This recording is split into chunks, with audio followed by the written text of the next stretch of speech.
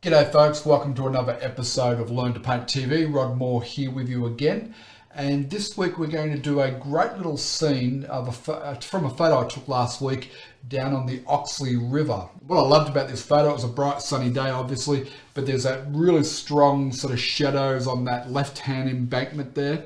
And then the sort of more distant trees on the far embankment are all lit up in bright sunshine. So let's get underway with step one of the Moore method of painting. I'm going to use this little hog hair brush. I've got a little bit of thinner in my dipping pots here. Okay. And I'm using the Water Mixable Oil Paints here today, but you could follow exactly the same process using acrylics without any problems at all. The first of those comes in around about 1/3 of the way, and it runs sort of, it's going to be our dark shadowy side. It runs kind of to about there. Okay, and then we've got these row of trees that progressively get taller up into here, like so. In fact, they're probably a little bit taller than that. Something like that, okay? So that's mostly in dark and it's running away from us. And then the next embankment, the more distant embankment, which is all lit up in the sun, runs more like this around through here. Oop, somewhere there. Okay, it runs sort of up the embankment there. And then we've got this big cluster of trees here. A couple of those. Now the photo itself is a longer, sort of more panoramic shot, and I'm compressing it down a little bit into the size of my board here. Not always a good idea. I probably could have cropped the photo in a bit better, but that doesn't matter too much. Okay, as long as you're aware of that. So we've got these two main trees and their reflections in there. Okay, and there's some other trees and things, but we'll just focus in on two main trees for the purpose of this painting. And then we've got this mountain range, which runs kind of up through there. Now I'm moving it a little bit just to make the composition work a bit better. You know, step one of the Moore method of painting, just really simplifying it right down and identifying what the big shapes are. And if you can do that when you look at a reference photo, then you're going to be it's going to be a lot easier for you to paint the subject. So just keep in mind that I'm compressing this down into a different format. It's more of a square format than actually what the photo was, but that's okay. So let's now move on to step number 2 of the Moore method of painting. Now in step 2, our goal is to block in here our darkest darks and work back progressively from that. So our darkest dark really in this is this clustering of trees here and its reflection, okay? And next darkest dark is going to be these trees and their reflection, and then our mountain, and then our sky and water, okay? So let us just have a look at how we'll go about that. Now we want our blocking to be reasonably thin, so I've used a little bit more thinner, and I'm using a big brush here, okay? So I'll take my ultramarine blue, take our permanent alizarin crimson there, and to that I'm going to add our yellow ochre. Okay, now that's too much yellow ochre. That's fine. Just add more blue and red to that. So this is our darkest dark that we're going for here. Okay. Just warm it up slightly. Okay, now I've got quite a bit of paint there. Let's just test that in here, and I think that's probably not a bad tone. That should work fine for what we want. And all I want to do is just block this in here now. Okay, these trees sort of reaching up into the air there like so.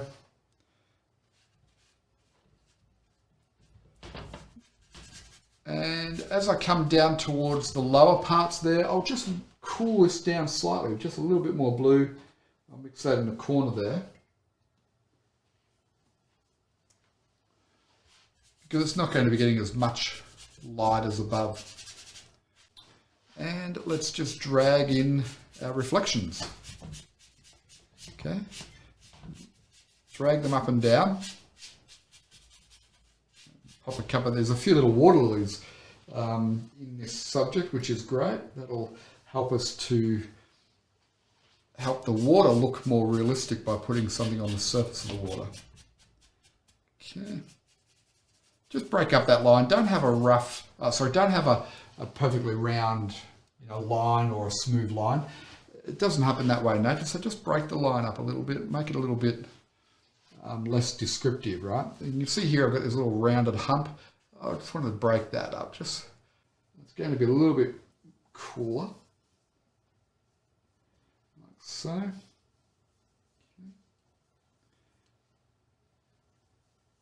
And because I haven't cleaned my brush, I'm still got that colour in the hairs of the brush there. It's going to just grey this tone a bit, which is what we want. And then let's see, now you can see that's just slightly cooler, slightly lighter in value, and really perfect for what we want here, right? So we've got this cluster of trees, so we've popped those in. And then we drag down some reflections, being mindful of making sure that we break those lines. I think edges is one of those things, that shapes and edges that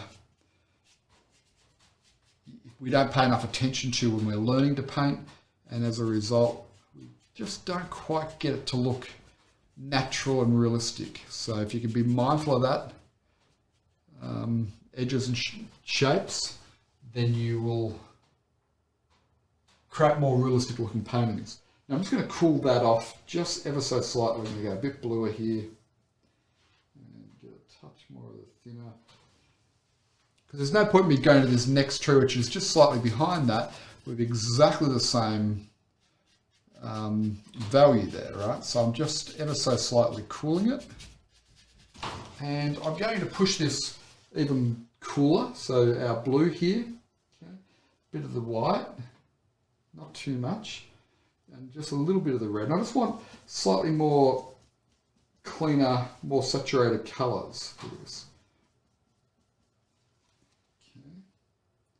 I'm going to exaggerate the blueness of it, I guess, is what we're going to do, just for a bit of fun. There's a fair bit of blue in this painting, but that's okay. We'll warm it up. Okay, so see that? And when I put some little green highlights on that, I think that'll make for an interesting tone.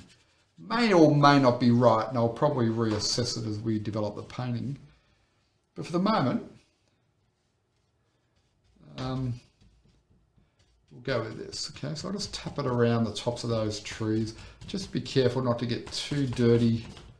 If your brush goes into that dark too much. So this is the Oxley River, and it's a beautiful part of the world. If you can ever get down there near Mount Warning. It's all an old volcanic system.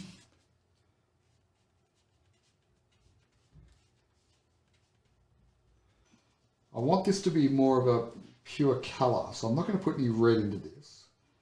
But I don't want it to be 100% tube colour. That'll be too strong, so I've just got a little bit of white in there. And so basically it's going to be, that's probably a bit too bright. So let me just get a pinhead of red in there.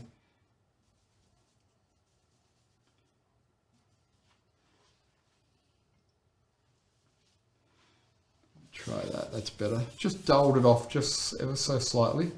Okay, so I'm just going to work that in and just blur those edges there against the tree.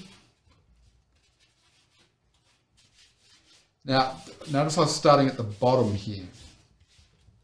Okay, and what we want to do is just increase the amount of white in there as we come up. See that? It's a little bit lighter. I'll blend those edges in together in a moment.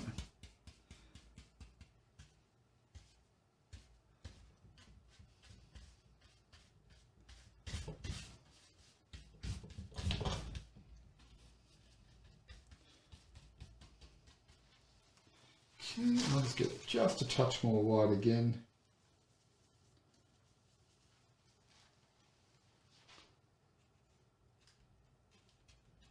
Okay, so that means that our sky here now needs to be just a little bit lighter than that. So we take a bigger chunk of white, mix that in, make sure we've got a bit of blue in there at least.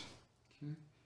So remember, like, I haven't got a lot of sky in this subject, so therefore it's going to be fairly light because it lightens off towards the horizon. And this is pretty close to the horizon.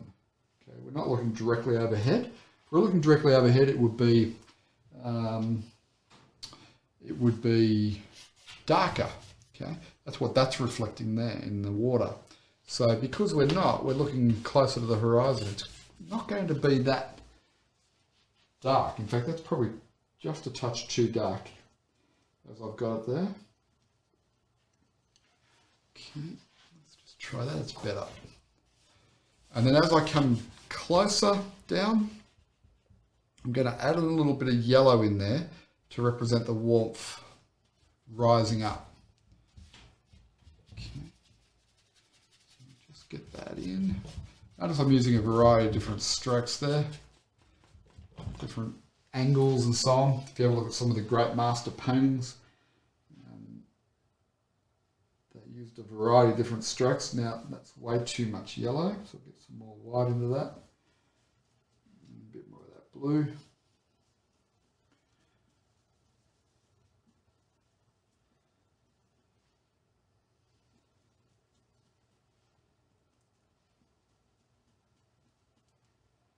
A little bit on the green side, so I'll just get some more blue into it, some more white into that. Okay.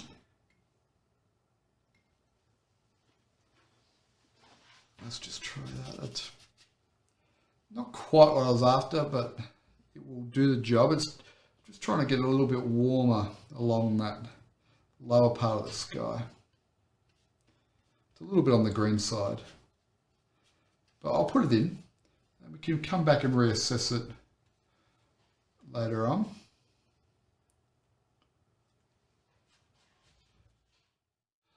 Okay, welcome back, folks. Well, I've let this dry off a little bit, and it's looking pretty good. I think we're on track. So we're now going to do step 3, which is when we start to do our details and our refinement of the painting and some highlights and so on, and that'll bring the painting together. So let's come up here to the board here. You'll notice in the photo that it's catching light in the top here and a little bit through here and then down along the top rim with one or two other bits and pieces. So we will just mix up a nice bright tone for it. So a little bit of blue. We'll add in our yellow ochre and some of our booster colour here, which is the cadmium yellow, which I'm almost run out of. And perhaps just a touch of the alizarin crimson as well. And that probably makes a reasonable sort of mid-tony type colour. Now, the bushes here that are catching light, they run up kind of like this way, okay? So just using the brush in the right way will help us to capture the feel of this tree here.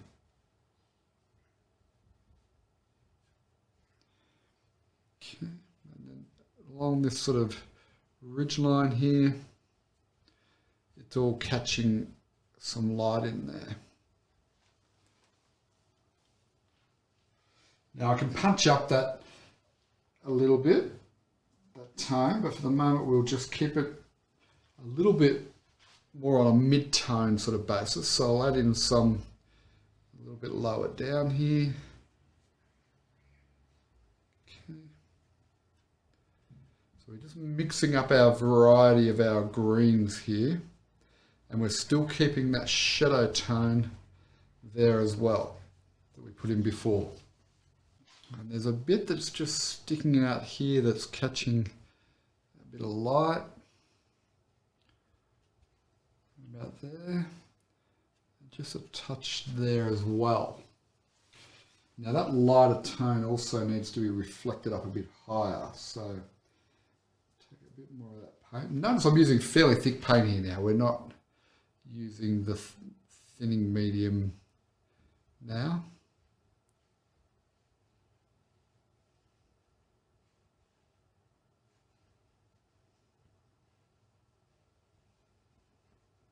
Okay, so I've got that darker bit in there, so now I'll go to this mid-tone, this lighter tone, and we'll just start to add some of that in.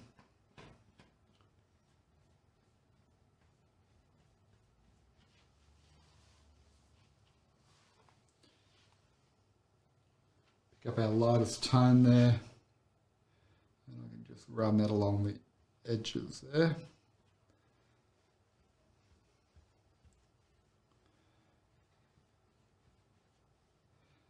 Just make sure that where those edges meet the blue water, that we don't end up with, you know, a hard line around the shadow. And then let's just see how that looks over here. I think it might work, but we just want to put it on in such a way that it looks like all this side of it's getting plenty of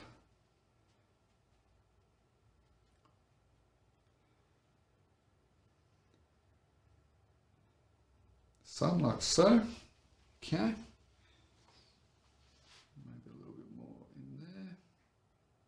So notice I'm angling, I'm creating these little shapes that are rounded, and that is also that the tone is different from this clump of trees here. It's a different type of tree, and it's catching more direct light, whereas the light here is the, you know, the light's actually on the other side, so it's the backlighting, I guess, is what you'd call it on these. Okay.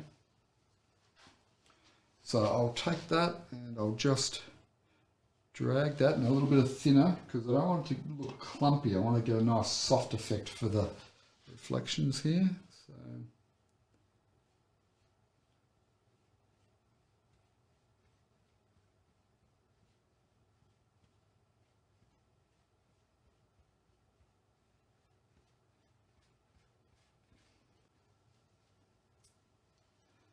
more red. By adding the red in, it'll just grey it back a bit, mute it back a bit. So we want it to be a little on the muted side here.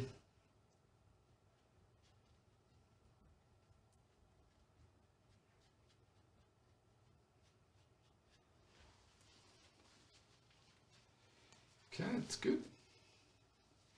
Looking good. So just blue in the red, but I've just pulled in a little bit of that green just to mute it a little. So just get these shadows on this embankment a little stronger, and there's a bit of white board there I missed, so fix those up there. Okay. And look, we're pretty close to finishing this painting, really, aren't we? The question I'm sort of wrestling with is, do I put a highlight on that mountain or not? Maybe I do. I'll just mix white into these greens here, and I'll just find a tone that I think might work, and we'll just do a little bit of a test. Okay, that's possibly a bit bright, so I'll take some of our purple and mix the purpley blue into it. There you go, that's probably more like it. And I'm just going to run that where the light would be catching.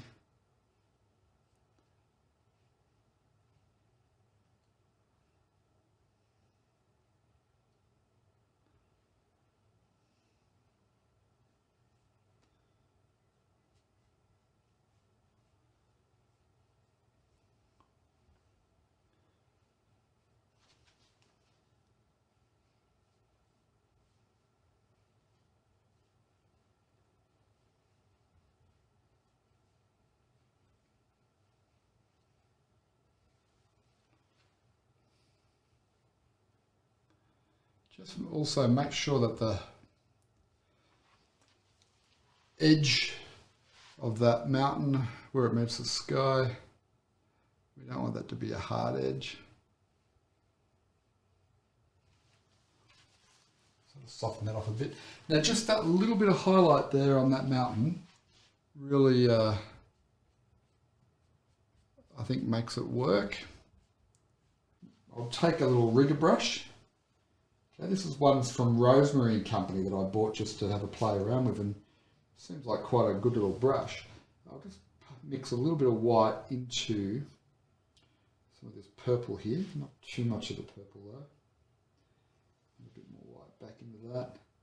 Might take a little bit of the alizarin crimson just to warm it up a little. Okay, and a little touch of the thinner. That'll just help the paint move a bit easier. And just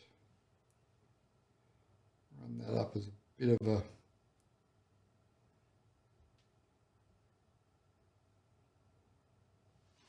tree trunk colour there.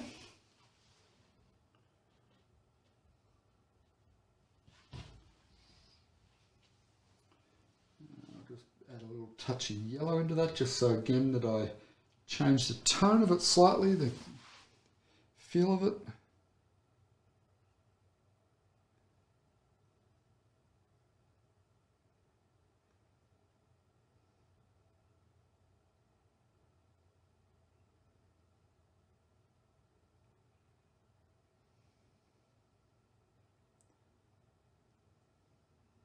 Lastly, what have we got? We've got a little bit of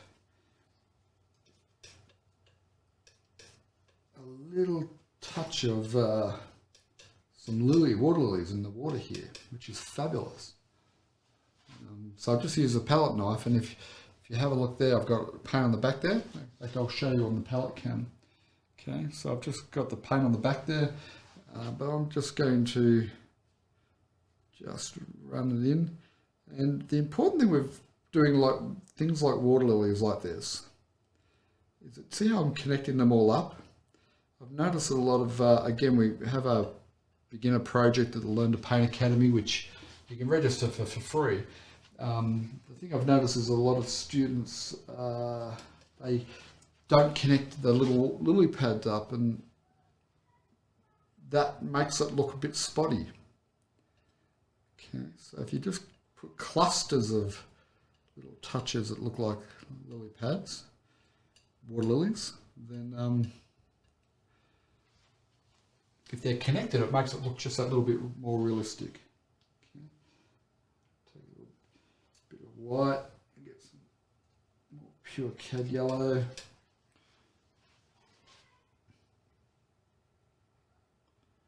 See, I've just shifted the tone up just to put it over that spot there because they weren't showing out as much.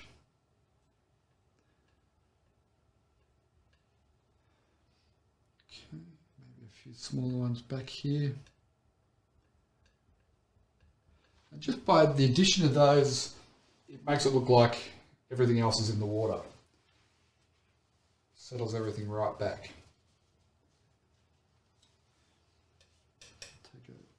Muted greeny colour, light green. Just run some of that around the embankment there. Well, there we go, folks. I think it's at a point now where it's a simple little easy demo, and probably don't want to do any more to this one because it's working as it is, and hopefully you've seen that this is a project that you could definitely do at home. It's been done as a beginner project, and it's just a few basic shapes, isn't it? And if you can follow the steps that I've given you, I'm just adding in some into that corner because it's a little bit bare. But notice I've got my brightest ones just in here, okay, to lead the eye into the painting. These ones are a little bit more muted in this corner here, and they were just there because that corner was just a little bit sparse. But yeah, if you follow the steps, this is an easy little project that anyone can do. And it's just the 3 steps of the Moore method. And it's it's a fun little project. It's one I think you get a lot of enjoyment out of doing, and you'll learn a lot about painting if you follow this project. The real key to this is the composition and the shapes, right? So getting the shapes in the right spot and then getting the right value into those shapes and the edges of the shapes, not having blocky, rounded, hard edges, but to just soften those edges out as I've shown you, and getting your values right. So our darkest darks are in here, and then we've gone to a step down in our values in here, but we want to make our maximum sunlight here, through this part here. So just warming up the tone there, but not having it competing. So this one's a bit more muted. So this one becomes the main player in the painting. So if you follow the steps we're giving you, have a go at this one. I'm sure you'll do a great little painting, and I'm pretty sure you'll enjoy it as well. Hope you've enjoyed it as much as I've enjoyed doing it for you here today. Now, if you haven't done so already, make sure you drop by the Learn to Paint Academy. There's the web address underneath me here, and register for the free course. And in that free course, we go through the more method of painting in more detail. I break it down for you in the steps, and I do 4 or 5 different painting demonstrations to show you exactly how anyone can learn to paint in acrylics and oils. So if you haven't done so, drop by and check it out, and I look forward to seeing you next week on Learn to Paint TV. Cheers for now.